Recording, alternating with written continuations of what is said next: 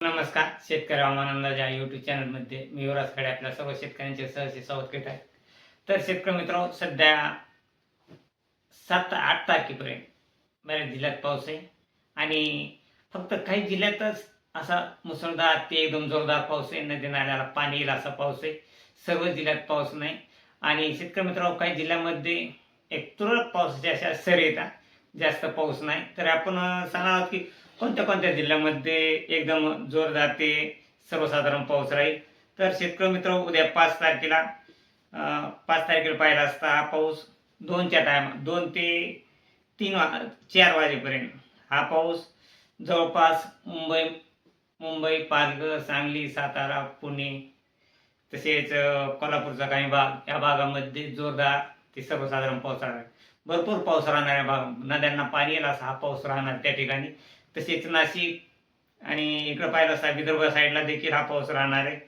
तसेच मेकर, बुलढाणा, परभणी, हिंगोली या भागामध्ये देखील पाऊस राहणार आहे आणि अकोला, अमरावती या भागामध्ये देखील पाऊस राहणार आहे. पण पाऊस तिकडल्या साईडला पावसाचे प्रमाण थोडे कमी राहणार आहे. हा पाऊस विदर्भ साईडला 8 जुलैपर्यंत पाऊस राहणार आहे. तसेच 7 जुलैपर्यंत हा पाऊस जवळजवळ 7 जुलैपर्यंत मराठवाड्यामध्ये पाऊस राहणार आहे आणि 7 जुलैच्या नंतर पावसाचे प्रमाण हे मराठवाड्यामध्ये कमी होणार आहे शेतकरी मित्र. परंतु 5 आणि 6 तारखेला पाहिलं असता 6 तारखेला तसेच काही जिल्ह्यांना रेड अलर्ट आहेत.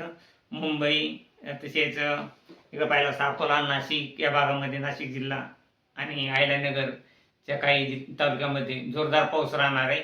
वावणी पाऊस राहण्याची शक्यता येतं. परंतु शेतकरी मित्र, हा पाऊस उद्या 5 तारखेला रात्री पाऊस राहणार आहे 6 तारखेपर्यंत.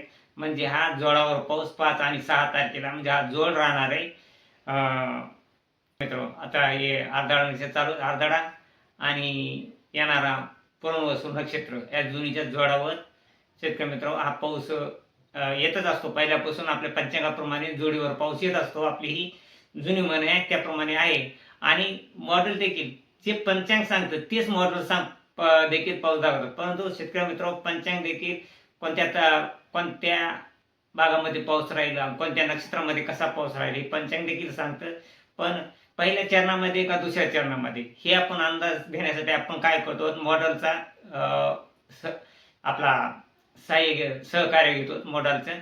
कारण मॉडेलवर असं दाखवलं जातं की कोणत्या भागामध्ये पाऊस आहे, कोणत्या जिल्ह्यामध्ये पाऊस आहे. आज समजा आता पुनर्वसू नक्षत्र निघत आहे 6 तारखेपासून.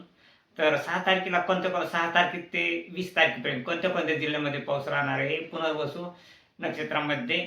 तर हे पंचांग सांगतंय पाऊस कमी आहे, मग वाहन गोड असल्यामुळे पाऊस कमी.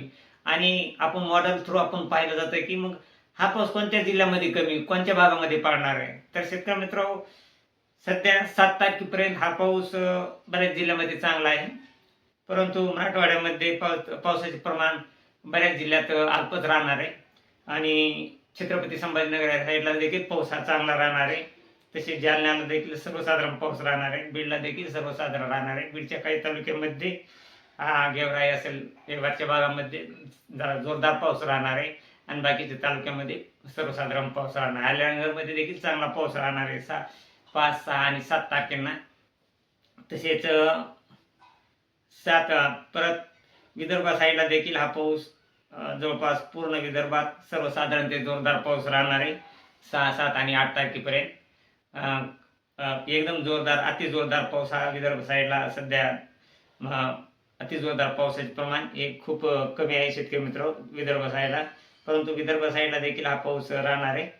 तसेच हा पाऊस परत 8 तारखेपासून पावसाचे प्रमाण कमी होणार आहे आणि 8 तारखेपासून पावसाचे प्रमाण का तर 6 तारखेपासून हा पुनर्वसू नक्षत्र निघत आहे आणि त्याच्यामध्ये वाहन गड आहे. त्यामुळं पावसाचे प्रमाण देखील कमीच राहणार आहे. हा नॉर्मल पाऊस राहणार आहे.